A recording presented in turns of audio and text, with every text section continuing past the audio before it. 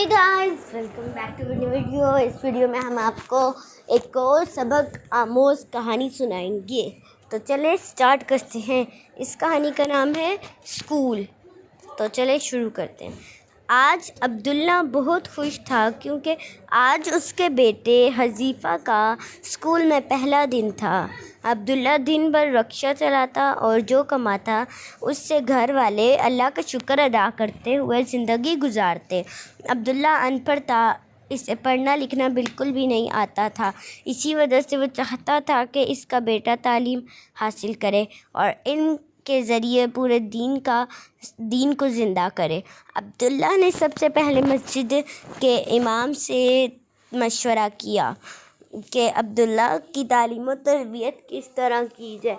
इमाम साहब ने अब्दुल्ला को मशवरा दिया कि सबसे पहले हज़ीफ़ा बेटे को अच्छी दीनी माहौल वाले स्कूल में दाखिला दिलवा दो। फिर कुछ अरसे बाद जब हज़ीफ़ा बेटा अच्छी तरह पढ़ना लिखना सीख जाए तो इसे किसी अच्छे मदरसे में हिफ्ज़ करवा दिया जाए। अब्दुल्ला को इमाम साहब की बातें बहुत अच्छी लगी। वो इमाम साहब से इजाज़त लेकर घर आया।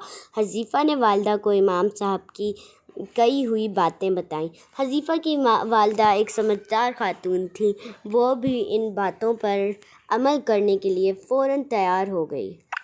अब्दुल्ला घर के करीब मौजूद स्कूल गया और हज़ीफ़ा का दाखिला स्कूल में करवा दिया। आज हज़ीफ़ा का स्कूल जाने का पहला दिन था। ऐसे लग रहा था कि अब्दुल्ला के घर में ईद आ गई है। सब घर वाले खुश थे कि आज हज़ीफ़ा स्कूल जाएगा।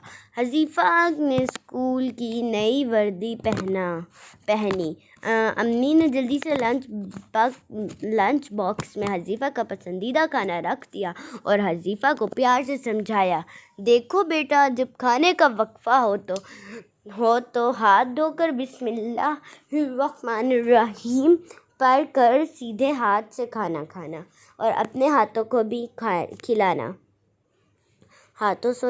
साथियों को भी खिलाना। हज़ीफ़ा मियाँ अपने बाबा जान के रक्शे में बैठकर स्कूल गया।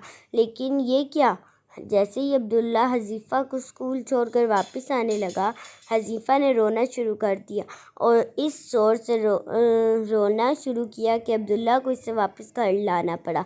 घर आकर अब्दुल्ला ने हज़ीफ़ा को बहुत समझाया और इल्म हासिल करने की फ़ज़ाइल सुनाए, लेकिन हज़ीफ़ा मियाँ ना माने और स्कूल जाने के लिए बिल्कुल तैयार ना थे। अब तो अब्दुल्ला बहुत परेशान हुआ और हज़ीफ़ा की वालिदा से मशवरा किया। इन्होंने अब्दुल्ला को समझाया कि बच्चे से कुछ दिनों में सब ठीक हो जाएगा। आप से इसके हाल पर छोड़ दें और अल्लाह से दुआ करें। अब्दुल्ला ने ऐसा ही किया। वो रोज़ाना हर फ़र्ज़ नमाज के बाद हज़ीफ़ा के लिए दुआ करता। हज़ीफ़ा भी अपनी मस्ती में मगन थे। वो दिन को बाहर निकलते, दोस्तों में खेलते और शाम को घर आकर खाना खाकर सो जाते। एक दिन हज़ीफ़ा अपनी आदत के मुताबिक शाम के वक्त खेल के मैदान पहुँचे तो वो ये देख कर हैरान रह गए कि इनका कोई दोस्त भी खेलने नहीं आया। वो बहुत परेशान हुए और कुछ देर दोस्तों का इंतज़ार करने के बाद घर वापस आ गए। दूसरे दिन भी यही हुआ, यहाँ तक कि पूरा हफ्ता गुजर गया। अब हज़ीफ़ा ने भी घर से निकलना छोड़ दिया। एक हफ्ते के बाद हज़ीफ़ा के दरवाज़े पर किसी ने दस्तक दी। हज़ीफ़ा ने दरवाज़ा खोला तो इसके सारे दोस्त खड़े थे। वो हज़ीफ़ा को खेलने के लिए बुलाने आए थे।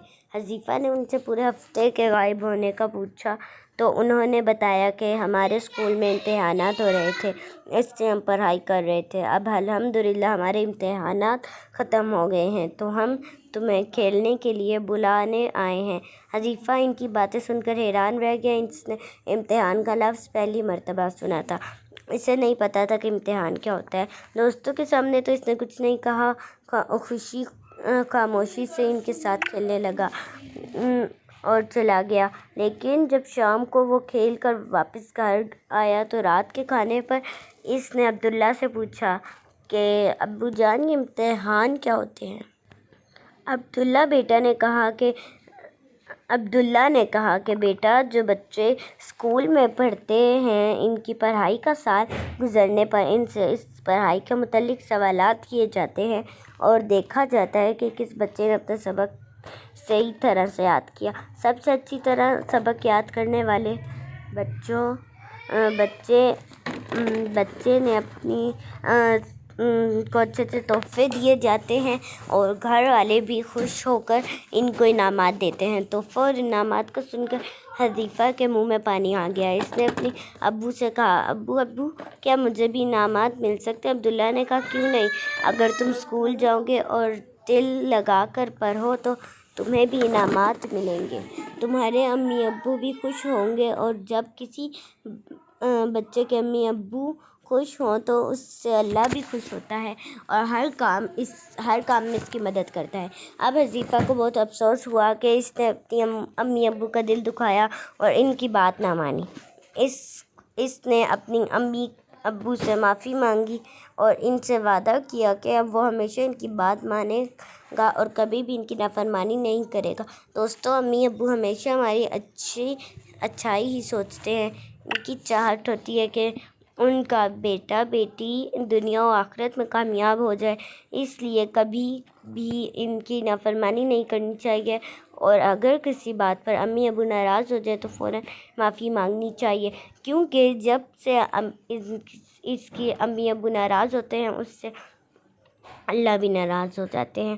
ہمارے پیارے نبی حضرت محمد صلی اللہ علیہ وسلم نے فرمایا ہے، سخط الربی فی سخط الوالدین، یعنی والدین کی ناراضگی میں اللہ تعالیٰ کی ناراضگی ہے۔ آپ کو یہ ویڈیو کیسی لگی؟ Like, share, subscribe.